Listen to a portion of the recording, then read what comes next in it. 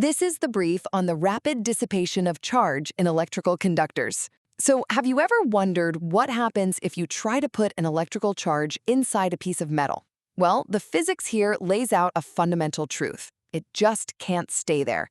We're going to break down why any internal charge vanishes, and fast. Okay, so first up, the way this charge disappears isn't a slow, steady trickle. It's actually an exponential decay.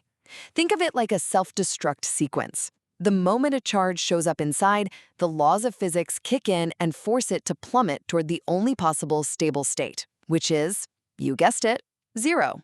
Second, what determines how fast this all happens? It comes down to a specific ratio.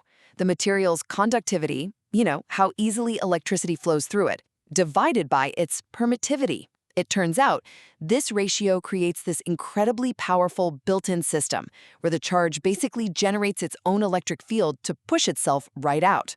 And finally, for materials like metals, their conductivity is just enormous, right?